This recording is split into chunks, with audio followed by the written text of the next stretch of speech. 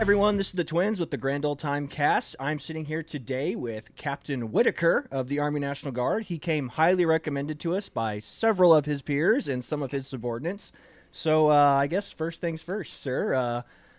Who are you? Where are you from? Let us get to know the general zeitgeist of who you are. So Coby Whitaker. I'm originally from the Oklahoma City area. Grew up in Moore. My wife and I both went to Southmore. Graduated a year apart, and then right in the middle of COVID, we made the huge decision to move up here to Owasso, the booming metropolis. Um, so we moved up here when it was a house went on the market at 8 a.m. and it was off the market at noon. So that was a nice stressful time to try to get a family moved up here. Like that right now. Yeah, so we just moved back in October, and we went through. We went under contract on our whole old house 3 different times in 3 weeks. So, yeah, Golly. it's still just as stressful. But yeah, so I've been married for it'll be 11 years later this year. Have 2 boys, have a 9-year-old and a 7-year-old that keep me very busy. Um, Joined the guard back in 2016. Coming up on it'll be 9 years in June. Um, What made you join the Guard of all things?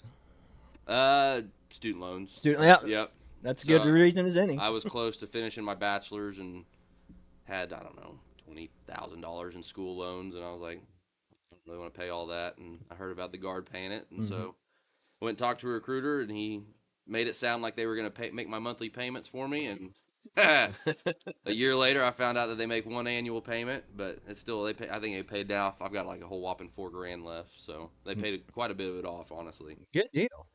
But yeah, so With those recruiters, they always make things sound way better than they funny actually are. story. Yeah. Actually, you say my peers that recommended me, Stozier, he actually worked in the same recruiting office, next cubicle over. Didn't never knew each other, and then we went to OCS together. Wow. Whatever it was, a year later. Wow. So yeah, That is some small world stuff yeah, right there, man. Like, holy cow. Jeez Louise. So he was sitting there listening to that recruiter blow smoke right up yep, your butt yep. and didn't even have the courtesy to come say He had a hook, different. line, and sinker. Wanted to be BFFs a year later when he needed help with ruck marches. Oh,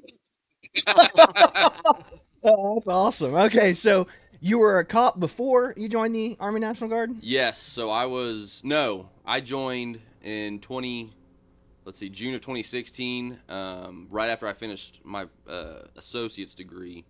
So I did what's called the COPS program, where you can pay to go to college and get your certification. So I graduated, joined the Guard, and went to basic that summer, and then I got hired on about 3 months after I got back from basic.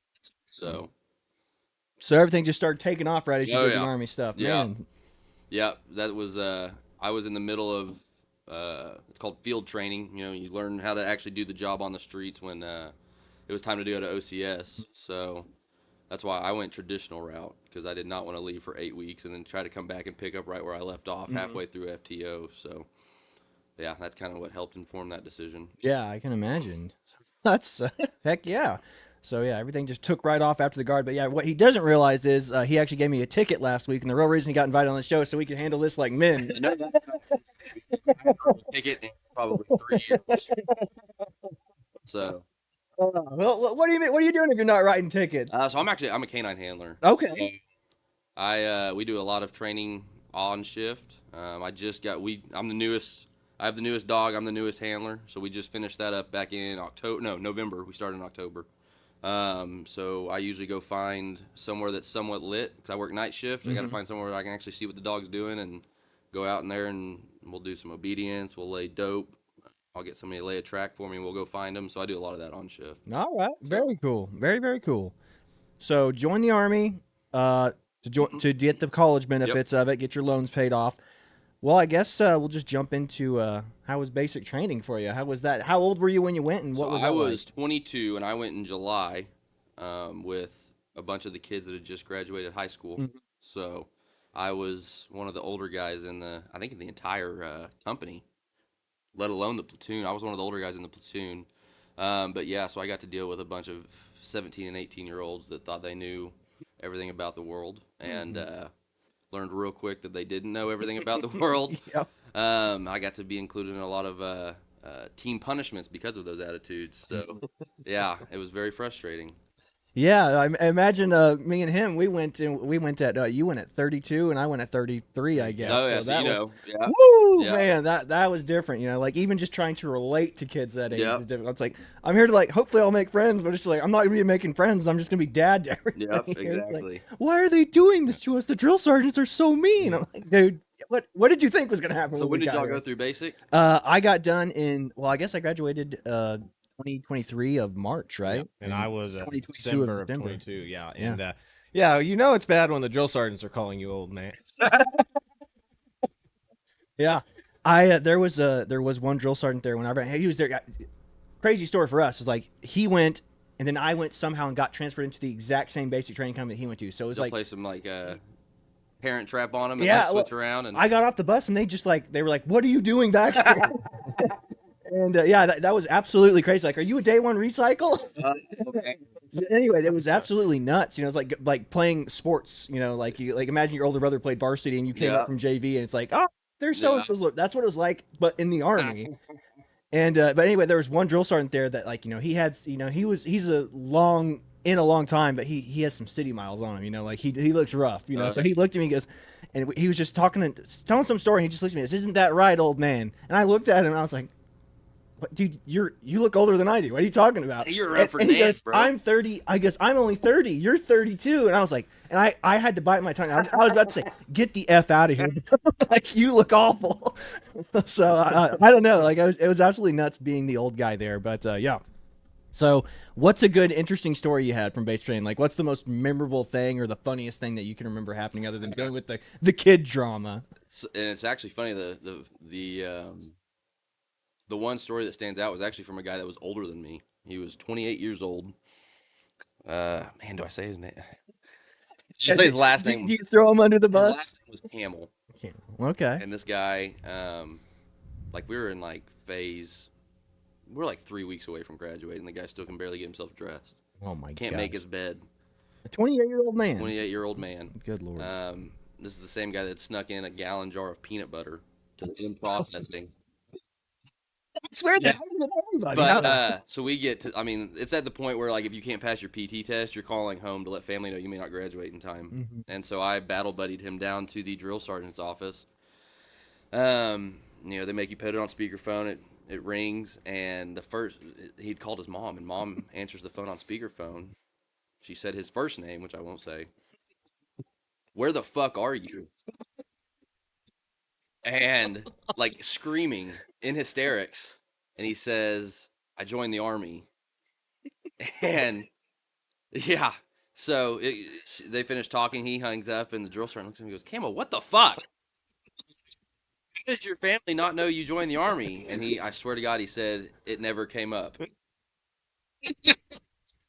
So they probably had like a missing persons report down in Houston, Texas for this dude, and he's at oh gosh, what's the one in Missouri that I went to? Leonard Wood. He's at Fort Leonard Wood, just getting his dick kicked in the dirt. Yeah. So that's my one story from basic. I always tell. If people start telling crazy stories from basic, and it usually wins. Like it's usually up there. With, Oh yeah. Like you can't make it up. That's gold, man. Like I mean, like it's the kind of stuff you could just never. It's like never in a million years. Like yeah, I'm in the army. Yeah. Like, it never came up. It That's never the came greatest up. answer It I've never ever came heard. up. So he's active. I don't know what happened with him. He's He probably still did lost. graduate. Yeah, he's probably still lost. Probably still lost. What are you talking about? He's a 3-star. See how that works. Yeah, he's running this shit show right now, man.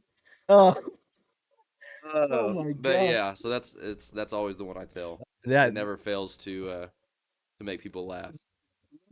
I'm like, holy cow! Oh my gosh! It's not even your story. You were just you got to be a part Yeah, of the story. yeah. I was just lucky enough to battle buddy him down, be a part of infamy. Dude, the only thing I did, like, it's like that time that like we were sitting in that car at TU and that girl came across like a frat row. Oh With yeah. a box of stuff, and there's just this guy standing at the back of a fraternity house, and she just drops this box right in front of his house, turns around, and walks away. I was like, oh my god, I'm so glad I got to be a part of this moment with these two people. I get to share in this amazing Yeah. book, glass shattering in this box. Like I Yeah. was like, hell yeah. Okay, so basic training on to so you were a no Ninth Sierra. Yep, yep. So I Okay. joined. I went to basic, came home and started. I think back then they called it the OCPC program, which basically is pre OCS. And that program has come a long way from what I've heard because it was not very well done back then. We were doing land nav. Have you ever been to Glenwood? Oh yeah. We did land nav in Glenwood, and Oh it's wow. you follow the city street, you turn or the neighborhood road, and turn left, and there's your point. Like there was, I would thought I'd be pretty good at land nav if that's the case. yeah, We're doing it over there at Grouper's a little bit more difficult. yeah. So yeah, we got up to phase one, and we were the class that went to South Dakota because mom and dad were fighting. So no, we didn't go to Kansas that year, and we went with I think 30 people, and I think we lost 14 to land nav. Who would have thunk? It, it, for those who don't know, like North Dakota or South Dakota, is it South South Dakota? Dakota. South Dakota, it's absolutely brutal up there. It's like they want to make it as miserable as Yep. possible for you. Yep. So And we went at a weird time. So we were staying actually at their RTI. Their remember Fort Meade. It was Fort Meade. I think it was Fort Meade. Was like they were like renovating a ton of it. So we only went out there for land nav. Like we bussed back and forth to land nav. So you think we were the year, or maybe they had just started a couple years before, where you do the night into day land nav. So we started at you know 3 in the morning, 4 in the morning, but we had to get up and be bussed out there beforehand. And it was like a solid 20 or 30 minute drive. So you got to think back plan from that to get mhm. everybody in formation and everybody. I mean, we were up at like 1 in the morning to be bussed out there, and yeah, so it made for a long day, and I was one of the ones that got to. I failed the first time so then I got to do it all over again a couple weeks, a week Yeah. later or so, 4 days later. So yeah, that made phase one was a long 2 weeks, very long 2 weeks. Yeah, it's long in Kansas too, but I guess they just had us out in the field the whole time we did land nav, so we never had to. We were just always on site, so we Oh didn't yeah, have to. We didn't have to worry about getting up that early, yeah, but we were still sleeping outside. So I guess except for that one time we got the tornado warning, we had to go and get in those giant concrete bunkers. I was like, if it's an F5, we're not going to survive in these things. Like we're done. And that was the worst part for me was like getting inside there with like 80 yeah, people. yeah. I was like, I'm claustrophobic as is. And I Same. was just sitting there like I was like, I'm gonna fail OCS because I'm gonna have a panic Yeah, attack inside this dang little concrete bunker. Not because there's a tornado coming, because I yeah. don't want to be around these people. Oh, jeez. But yeah, so yeah, you got the brutal site. Was there anything super memorable that happened up there besides the land nav, or just Man, it was a whirlwind. So we went, like I said, I think we went with around 30, um, and a very good majority of those people showed up like maybe a month before we actually shipped off. There was a handful of us that actually were there for the full OCPC program, which I think was the actual program started 3 months before when they start getting all your paperwork ready and making sure you're ready to ship. But there was a good number of them that showed up maybe that last drill before we left. So it was I can only imagine having mm-hmm. uh, that little time to be prepared. So like Stozier, the one we were talking about, our class was the pilot program for AGR Mm-hmm. to go through OCS. I think those guys showed up like the week before. Like they got told like, "Hey, you're going to OCS," and so yeah, I can only imagine having to get all your stuff. You have to have the label right Mm-hmm. and everything taped and labeled, and your what is it? Your first three and last, or your three Yep. initial and last four all dress. So, Yep. but no, I mean it was really a whirlwind. There wasn't really. I actually know. I guess the one story. So, I don't know if you can tell, but I'm ginger, right? And the whole Solus, the major. I remember I pissed him off one day because I didn't shave before PT, and he made me start creating a list of souls that I stole throughout OCS, and I had to present that to him at dinner chow every night. Oh my And god. I think the first one I presented was just people that had recycled, and I claimed that I stole their soul, and that I didn't pass OCS. So yeah, Yeah, the absolute brutality of things they'll never tell you that happened at OCS. Oh, yeah. Like they just the absolute dumb stuff that they make you Yeah. do. Like what was it? What Choppa have you guys do? You were shaving in the morning, so you know way you get yelled at, Yeah. and then you used all the water in your canteen. Yeah, so we didn't have any water. So of course he comes over and goes, "Is everybody's canteens full?" Like, of course they're not, because I used half my canteen to freaking shave. And he looks at us. He goes, "Everyone doesn't have a canteen. Hand them to me." He hands it to me. He ties a bunch of paracord around it. And he goes, "I want you all to walk to the the water, to the buffalo. water to the water refill station, quacking." So we're all going quack quack, quack quack, like we're leading a group of ducks. Yeah. I don't know where they come up with it. I don't know either, but it says you know that they've been in the army a while when Yeah. they come up Oh, with yeah. crap like that. Yeah. Yeah, it's absolutely brutal. OCS. It is definitely not for the faint of heart. I mean, it's not impossible. Like I think everyone I don't want to make people think that like it's Right. undoable, but like the level of brutality that you'll experience there is kind of like it's like something you'll never experience in the military. Well, when they sell it as a gentleman's course, that's what always makes me laugh. Like that is the farthest thing from a gentleman's course. At least the that first phase and even the beginning of phase 2. You know, those first few months where you're just getting your dick kicked in the dirt over and over and over again. And you think, I would open my fridge on the Thursday before having to report, looking to see what the the most expired thing in my fridge was, and if it was worth eating it over going to OCS for that weekend. So yeah, it was rough. We were pretty fortunate though. So our OCS class, like I said, we had the AGR, but out of the let's see, we commissioned 7. I think we started phase 2 with I think 10 of us, and out of those 10, there was only 3 that were 09 Sierras. Like we had a pretty seasoned class. We had a couple E7s that came over that decided to commission. I think we had 2 E7s, 2 E6s, and 4 E5s starting out. So that kind of helped. They knew they'd been around the block once or twice and knew kind of how to get ahead of the games and try to get us set up, and it worked out. So yeah, we were very fortunate in that part. Yeah, I'm trying to think. Yeah, the first 2 weeks, man, it's absolutely crazy. And I think we had just a bunch of 09 Sierras. We had a couple of guys. We had said me, Egger, you and me were 09 Sierras, and then everybody else had been in the army. But they were all like E4s, like nothing crazy. Yeah. And then going back to the gentleman's course thing too, it's like, who was it? Who was the lieutenant? What's his name? I can't think of it. Like your first buddy that you made at pre-OCS went to Federal. Oh, Hines. So Hines is somebody who's in pre-OCS with us, and Stosher actually offered me or Chad the Federal slot, which we should have taken because it is the gentleman's course over there at the Federal level. So whenever Hines came back, march around in formation. Yeah, Hines came back after we got out of phase 1. So like he's walking around with his fresh little butter bar, he's like we're all saluting him and stuff. He's like, "Don't salute me!" Like we were just in the same class together. But he looked at us and goes, "How was phase 1? How was OCS for you guys?" And Chad just looked at him and goes, I said, "I lost 20 pounds in 2 weeks." Oh yeah. and he literally just looked at us and said, "No, you didn't." And we were like, "Yeah, we did." Yeah, no, It was the shit out of it. He was like, and he just like was at a loss for words. He was like, I had my weekends off. I got to have a computer. Like I did all kinds of fun stuff. I was like, dude, yeah, no, it was rough, man. Well, and so we went, like I said, we went to South Dakota, and I'm assuming Kansas is the same way where you run everywhere. Yes. You run to Chow, you run to class. Well, I don't even know what the elevation difference is between Oklahoma and foothills of the what is those, the Black Hills. The Black Hills. And like day 1 up there, and I'm still in decent shape. I was in much better shape back then, but I run like very regularly, and I'm running, and I'm running, and I'm running. I'm like, what the hell is wrong with me? Like, it should not be this hard. And then it took about 2 days to register. I'm like, oh my god, I'm probably like a solid, I don't know, 2,000 to 3,000 feet higher than what I'm at home. So that elevation, it definitely came into effect.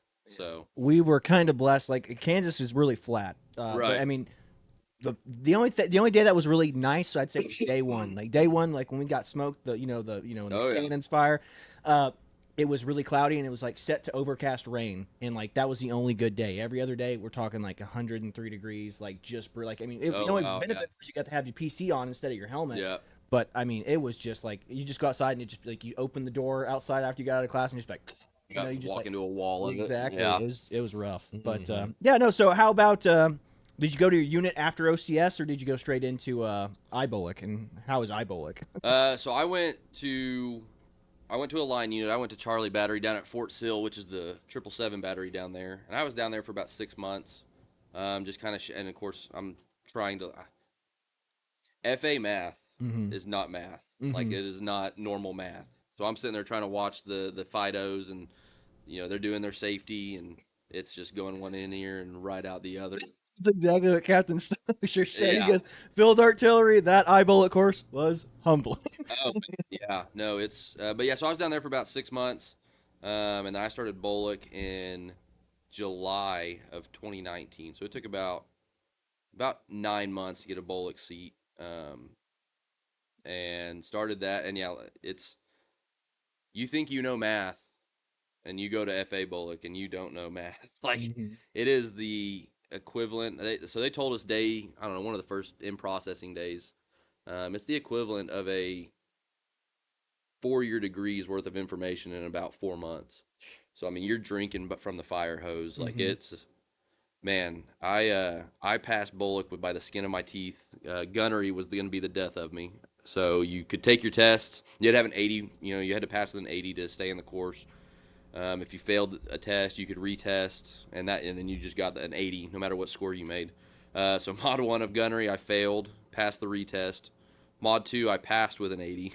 Mod 3, and then we had safety, and I failed safety and passed the retest. Mod 3, I passed with an 80. I didn't get anything above an 80 on the gunnery side until Mod 4, which was the very last test you take on the gunnery side, and I got like an 88. So yeah, there was a lot of So obviously it's at Fort Sill. So, and I lived in Oklahoma City at the time, so it's a 2-hour drive. There was a lot of Saturday study halls, a lot of homework, and it was a long 4 months, very long 4 months, never knowing if you're going to get recycled or make pass the next test. And so yeah, Stozier and I, we had a lot of long nights together down there. I can imagine. Yeah, that's brutal, and that's public school doesn't do any justice. Like an Army pass is like 80%. It's like, so if I get less than 80, that's a fail. Like, yes. And you're like, what kind of BS is this? I should just be able to get like a 60 or a D. Yeah. Like, D's get degrees, not in the Army. You have to get a B or higher. Well, and I remember, I think I remember right where they said, for a while it was the 70, and then they bumped it up to an 80 and had too many people fail, and then so they bumped it back down and kind of restructured the program. So in gunnery, we have what's called charts and darts. It's basically just you literally build this chart from the ground up. You've got your eastings and northings, and you plot stuff, and we've got what's called an RDP, which is just this like giant, probably 2.5 foot long metal protractor / ruler / just catch it. It's like a catch-all. And that was the thing that got a lot of people, was the charts and darts. It used to be a graded test, and when I went through, it was more of a graded exercise. So it wasn't a pass-fail; it was just towards your overall grade. And I don't even know what they do with it anymore. Because I've always been a fairly confident person, like in myself. I've never really struggled.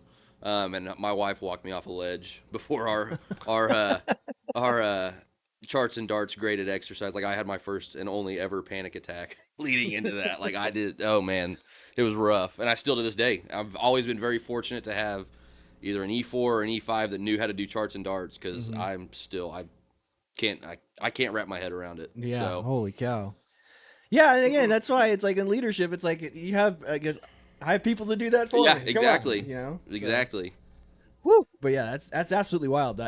Having a panic attack over a test in IBOLC of all things, like that. Again, that's like supposed to be and of anything, that should be the gentleman's course portion of like officer. And so physicality wise, I mean, it was pretty laid back. We do PT in the mornings, but it was definitely much more of a gentleman's course on that aspect versus what OCS was. So, but yeah, it was a lot of long days in the classroom. Yeah, I can imagine. Yeah, no. So that's so. What advice would you take for people who go to IBOLC? I guess because that's where we're at. Like no, FA BOLC. Yeah, FA BOLC. Excuse me. Yeah, FA BOLC. What do they need to know? Just come in with a blank slate and be ready to learn, or like already have some stuff memorized? No, come in with a blank slate. Go to all of the study halls. Like I said, so I was very fortunate. I had 2 outstanding instructors. And it was both of their first times instructing. Actually, they went through Triple C together too. They knew each other. I don't know how that all worked out, but they were extremely patient and they stayed until you got it. Mm-hmm. So if you have an instructor that's willing to do that and willing to put in the time and effort and give you the study halls and help you, like, take full advantage of it, because there was other platoons that had people falling left and right, failing tests because their instructors weren't putting in the same effort that ours were. So if you have that, take advantage of it. Good deal. That makes sense. So post Bullock, you go back to your unit. Do you feel any different when you got that bar and you come back from Bullock, or is it just kind of like falling right back in with the boys and like? So I went to the other side of the house, right? So FA, we have the two sides of the house that they teach you in Bullock. So they have the gunnery, which is the cannon side of it, and then they have the fire support side, which is the FOs. So pre-Bullock, I went to a line unit. I was with one of the gun units down at Fort Sill, excuse me. Never really hung out with the FOs, never seen that side of the house, pre-Bullock. And then I finished Bullock and went to the other side. I was with the FOs for the first year. I definitely felt like I actually knew what I was doing. Like, it was a good feeling to have when I got back. And I probably still didn't know what I was doing. At least I felt like I did. So I had that confidence that, at least knew what I was talking about in some regards. So I was there for a year. And mine was a little different. So typically, and I don't know how infantry does it as far as once you're done with Bullock. But once you're done with FA Bullock, you have two key developments. You have your FDO, your fire direction officer time, which is at the gun battery, and you have your FSO time, which is your fire support officer company level, where you're with the line units. You're with the infantry unit. You're with the FOs that are attached to that unit. I was never a company FSO. I went straight up to battalion level as an assistant FSO, and so that was the year. That was when COVID first started hitting, and so we were prepping for an XCTC at Fort Chaffee, and so I went through an MDMP process and all of that to find XCTC gets canceled. So I had a little bit of a different timeline on that side of the house. But yeah, so we ended up, that was actually one of the better ATs I've ever had. I think we did 9 or 10 days, and we just got to plan our own training.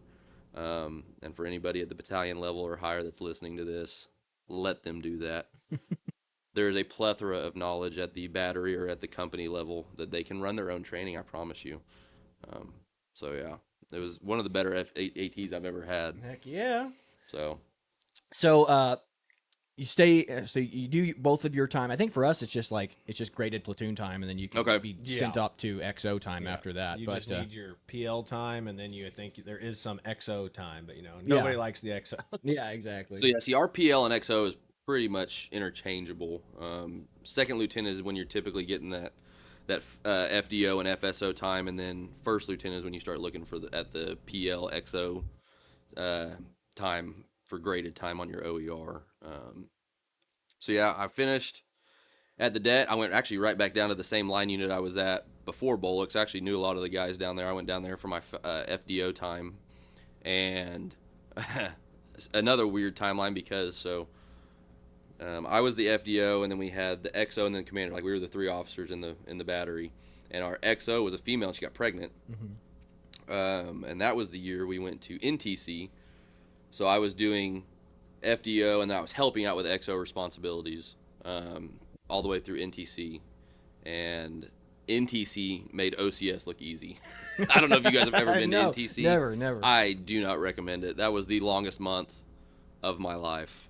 We were out there for 4 weeks in July, Camp Irwin, and you want to talk about getting off a bus and walking into a wall. I mean, you were in an air-conditioned bus, so they flew us out there private on, I don't even know what airline flew it, but we basically walked onto the tarmac down at Will Rogers, got on a plane and flew out to some airfield about an hour away from Camp Irwin. And you get off that plane and you walk across the tarmac, and it's like you sit on the bus and you're already soaking wet in sweat. My gosh. So then you get just enough time to get cooled off in the bus for that hour drive, and you get off, and again, he's just walking into a wall of just humidity. I mean, it wasn't even humidity. It was a dry heat. but yeah, it was 112 every day. Good night. So yeah, that was a long. That was probably the worst AT I've ever had. So NTC. I've never heard anyone who just be like, "Oh boy, I can't wait to go back to yeah, NTC." no, zero, zero fun, sir. Okay, so I guess what's the most memorable thing you've done since you've been with your unit, since you've been in the guard? Like, what's the thing that stands out the most? Um, NTC, while it sucked, it was definitely the most memorable. So I was still with Charlie Battery. Um, I can't even tell you how many fire missions we processed for the. Let's see, because you're there for a week. You're in the box for 2 weeks. So we were in the box for 2 weeks. I can't even tell you how many firing missions we processed in those 2 weeks. What is the 24-hour box? The box. So JRTC, NTC. I'm going to JRTC this summer, so I can't speak to it yet. But I'm assuming it's the same. Where so NTC is 4 weeks. You show up and you basically on a fob for the first week. You go to a bunch of briefs and classes with the big Army guys. They're just kind of give you the expectations, get everything squared away, and then like I don't remember what day it was, but say day 8, like is the time you start the box. You basically convoy out to the training area, and the box is when it's like no shit, like this is the training time, like this is what you're being graded on. So like for us, we had it was 7 to 10 days of notional firing, like right. So we do everything the same. We're still processing the fire missions. The cannons are still getting the data from the FDC and laying. It's just that there's no big boom. Um, we did that for I want to say it was like somewhere between 7 and 10 days, and then you actually for the last few days is when you're actually firing, right? So on the FA side of the house, one of the biggest things that get people at Bullock is safety. So you do your pre-aux safety, which is where all of that math comes into play. Um, and the worst part about having to do that is when you're in overseas or place like NTC, like safety's not a thing. Like you don't even have to do it. You have your data, and you'll get your NFAs and your basically where you can and can't shoot. You put that on a map. You put that on your AFA tads, and that is your safety. So like you go through all of this at Bullock, and then it only counts or it only matters when you're down at Fort Sill for a weekend shooting, or out at Fort Chaffee for a weekend shooting. But yeah, so we did that for 7 to 9 days, I think. 24-hour ops, and I think as a brigade, we went at like 60% strength or something like that. Like nobody was fully manned. Nobody had the people to be able to fully run 24-hour ops. So like there was me, my chief, and my box operator. Like we were sleeping in the back of an LMTV on the benches, and we would have a radio watch, and 3 in the morning you get a fire mission. Everybody gets up, goes does their thing, and then goes and lays right back down. Like at one point, something was wrong with our box. I don't remember what it was, but my commander was in there messing with it overnight one night, and he still swears to this day that I set up and screamed fire mission in my sleep and laid right back down like nothing ever happened. So yeah, it was. But yeah, I don't even know how many missions we processed through that 2 weeks. And then of course we get to the part where you actually get to have fun and make the big booms. And the night before that, there was a huge rainstorm that swept through and wiped out all of our fire, our FDC, our AFA tads and everything just would not work. So I think we got to actually shoot like less than 50 rounds. Oh my gosh. So yeah, all of that for nothing. Golly, I mean that's the way. That's Army if I've ever heard it, man. Yep. Like, holy cow. Yep. So that's the most memorable one you've got, is that NTC, where everything got swept away? And, yep. Okay. Yep. Close second would be we went to Camp Grayling last summer for Northern Strike, and that was so we still had safety data, but that was probably the closest to realistic firing that I've seen. So I went as a commander, but my guys, we went through. We were in the field for 9 days, 7 to 9 days out of the 14 we were up there. 9 of that was in the field, hopping from firing point to firing point. I think we processed somewhere around like 2,000 firing missions. I think our battery shot the most. We shot just shy of 1,500 rounds. One of those was it's called a sweeping zone. And it was one of the first ones that the battalion's done in a long time. I think I got in trouble at the Cub that night for shooting. It was a 112 round fire mission. So, and basically a sweeping zone is where you take it demolishes a grid square. So like you break a grid square up into, I think, eighths, and then you shoot however many rounds per of those eight. I mean, it just demolishes a grid square. So that was pretty cool to be able to do that. And They get the reprisals for it at the Cub. yeah. I got in there, and because of course they sent up the MTO, which was like 12 rounds. But what they didn't communicate well is that it was 12 rounds per gun per 1/8 of that grid square. So I mean, it came out to like 120 rounds. And so yeah, I sat down at the Cub, and the BC goes, "Better check those tubes." Roger that, yes, sir. That's So, awesome. Yeah. The things you do, it's like it's more like guidelines than they are rules. Ask forgiveness, not permission. Exactly. So I guess now that that's all graded platoon time. So what is captain's career course like? Have you been to captain's career? So yeah, course? I finished captain's career course last year. I knocked it all out in 1 year. So on the FA side, I can't speak to any other branch because I'm not 100% sure. But on the FA side, you have two different options. You have the resident option, and then the distance learning option. Resident option is just past the requirement for a PCS move. So like under 6 months, right? They'll send you down there. They'll get you a hotel. So like for Bolick, it's 4.5 months. You go stay at the hotel down at Fort Sill. Career course it's like 6 months and 2 weeks or something. Just past that point where you have to go down there. You have to find an apartment. You have to find some type of living situation while you're in Lawton, Oklahoma, of all places.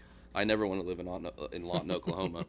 I don't think anybody that lives there wants to. Yeah, exactly. So you have to go down there, find a living arrangement for 6 months, go to class every day, basically put your life on hold, right? Your civilian life on hold. And the other side of the house, they have the distant learning. So you do 4 phases. The first phase is online. And I think you have, I don't know, like 6 months to complete it. And it's all just Common Core. It's all, leadership classes, stuff like that. Then you go down for 2 weeks. You get your phase 1, which is gunnery. Mm-hmm. Again, me and gunnery don't get along. It's a much easier gunnery test this time around, though. So you do your gunnery. You mean it gets better as you go up higher in rank? Yeah, they realize that you're there as a captain and that you're not the one in the truck doing the safety, and that there's other people that do that for you now. I don't get angry. I have people to do that for me. Yeah, exactly. This is more for those ones that. So we had, I don't know, 2 or 3 branch transfers, and they all passed like no problem. So. But you do your gunnery, and then I think it was a battalion level MDMP process. So you do all that, and you come back home, and you have another, I think 6 months to complete phase 3, which is all online, and then you go back down for your last phase, which is another 2 weeks, and it's more on the fire support side. So you're doing fires planning, and then you do it was either, I want to say it was a brigade level MDMP process. So that one is much more of a gentleman's course than what OCS or Bolick ever dreamed of being. Mm-hmm. And then on the other side of the house, the resident, you go down, and again it's 6 months. It's the same amount of information you're getting on the distance learning, so your days are shorter. I think most days you're done, from what I've heard, by like 2:00. You can go back, do your homework. I know several people that have gone through that concurrent with doing a master's program. So. Gotcha. The level of requirement, the level of mental fortitude needed for Triple C is a lot lower than what you need for FA Bolick. So all I heard from that was you're saying there's no such thing as a gentleman's course in the officer corps until you make captain. Yeah, pretty much. What is this nonsense? Pretty much. Oh man, that's great. So captain's course done. I guess the next question I'll ask you is like, how do you, as a Army National Guard officer, balance the home and work life between the Army, your current job as a police officer, and home? Like what recommendations or how would you go about doing that? To each their own. Like figure out what works for you. Honestly, I mean, I will say that. So actually, I had this conversation last week in a drill with another commander. So he went accelerated OCS, and like I said, I went traditional. The one thing that traditional teaches you is how to find that balance, right? So like you have your leadership role, and you have I don't know how when you went through. When we went through, we were writing basically 17-page op orders for a 3-day drill weekend. We didn't have to do that. So yeah, so it taught you how to find that balance, and it taught you that while you only get paid for that, 2 to 3 day drill weekend as an officer, like there's stuff you do throughout the month that is on your own time and on your own dime. Yeah. So really, just I mean, everybody's different.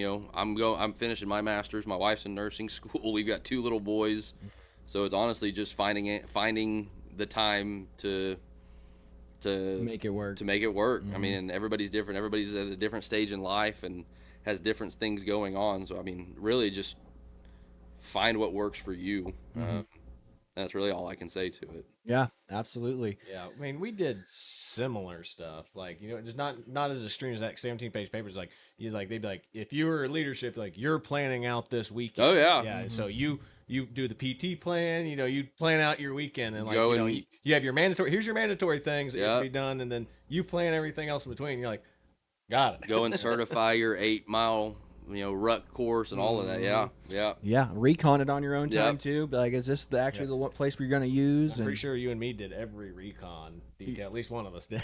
Yeah, absolutely. So again, I think you're correct in that point where traditional has its benefits, especially for. I mean, look, if you're active duty, fine. You're active duty. That's your life. You live, eat, and breathe it. But for people who go accelerated, they are missing out. Like, I mean, I remember we talked to several accelerated kids, and we just be like, yeah, this is what we did, and they'd be like, what? We just had to wake up in the morning and do stuff. Yeah. It's like we didn't have to worry about the plan because they already, the cadre already had the plan figured out. They just got to brutalize you the rest of the time. So I think it traditional definitely has its benefits for the reason you just said. It's just it forces you to balance to be an that M-day leader. Yeah.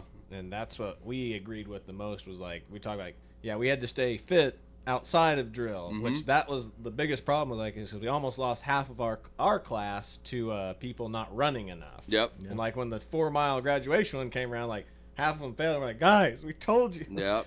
We gotta keep running and working out. Yep. So just finding the time to and that was just the PT portion alone.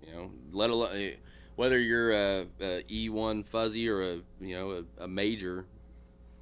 You still have a PT test you pass every year, right? And there's more expectations of you. You should be scoring higher as a leader and setting the example. So I mean, just finding the time. And again, everybody's at a different point in their life, but you've got to, if you're going to do this job and you're going to do it well, and we owe it to the soldiers to do it well, right? As leaders, like I'm not going to show up with a half-ass plan and waste everybody's time. My guys know that if they get done with everything we have for the weekend, they go home. Like, I'm not going to waste their time. I'm not going to have them sitting while I try to figure out what to do next. Like, you just got to find the time to do that. Absolutely. That's what we've heard from some of your subordinates. So, yeah, they appreciate that about you. So, other than that, I guess let's do a memorable story from your day job, from your police officer. Like, what is a good, funny story you got that, since the guard's only a very small part of what we do. What's the most fun thing or interesting, funny thing that you've done as a cop? So when we lived down in Oklahoma City, I actually worked. My first agency I worked for was Tuttle, Oklahoma, which is about 15 miles southwest of Oklahoma City. 8 miles of highway, and that's really all we've got. A couple neighborhoods, but I was on evening shift at the time, and we get a 911 call of a girl saying that her boyfriend had tied her up and left her in the trunk of a car, and the phone had pinged. Oh yeah. How did you make the phone call? Well, Siri. Oh, Siri. nice. She had Siri call 911, and the phone pinged to the Tuttle High School parking lot. So we get over there and we find the car and we get it popped. I mean, and this chick is hogtied with dog leashes, and it had been rigged to where when the trunk opened, she had one around her throat that as the trunk opened, it tightened it and started choking her. Oh wow! So we cut it and we get her out, get medics over there and get her checked out, and we're trying to figure out what the hell is going on. And we ran her name, and Newcastle, the agency, the city, town, not city, the town, directly east of Tuttle, hears it come over their radio, and we get a phone call that this girl likes to cry wolf. Oh man! And they've dealt with her before. She lived in Newcastle. She had a Newcastle address, and so they had dealt with her several times. And so one of their They sent one of their supervisors out to talk to our supervisor, and come to find out, this crazy chick who works at a dog rescue. Yeah, so now it's all starting to kind of come together. The dog. In my line of work, we call that clues. Uh, come to find out, she had hog-tied herself somehow, some way, and put herself in the trunk and had Siri call 911 and had all of this rigged up to cry wolf. It was, yeah. Someone tell this chick she's in the wrong profession. She Yeah. needs to be a magician. Yeah.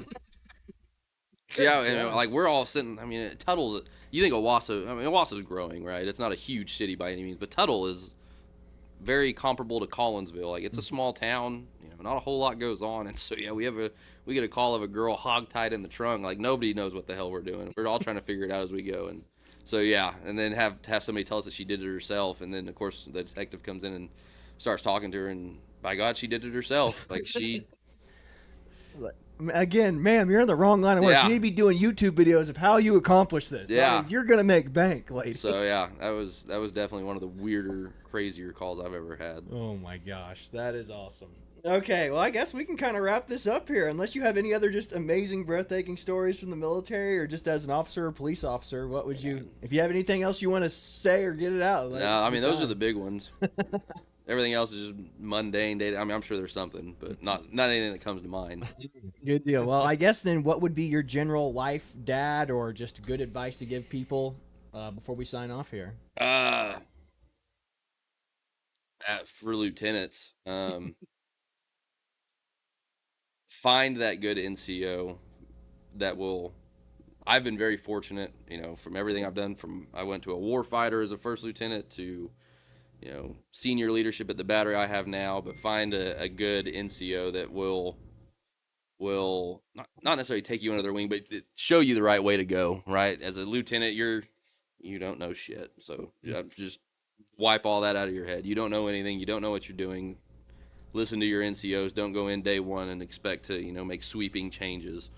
Find somebody that knows what they're doing and that has been there and knows that unit, and listen to them and take their advice. So that'd be my 2 cents. 2 cents with Coby Whitaker. All right. Well, that's about as good as I think you can get. I mean, that's what I've been doing. I just trust my NCOs know what they're doing. I show up because I'm just like, I'm just like, right, sir? And I'm just like, guys, you know. Yeah. I just look No, like, guys, I 100%. mean, you guys know exactly more than I do at this point. Like, I'm just here for the ride until Yep. I get qualified. Exactly.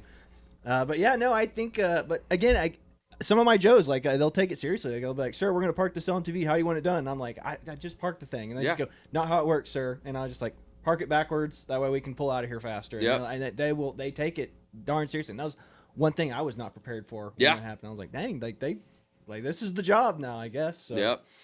But yeah, I guess that's all we've got for you today. Thank you for coming on the show. Yeah, and, man, thanks for having me. Letting us pick your brain for a bit. We appreciate it. But this is the Twins with the Grand Old Time Cast, and we are signing off. God bless you. See you later, everybody.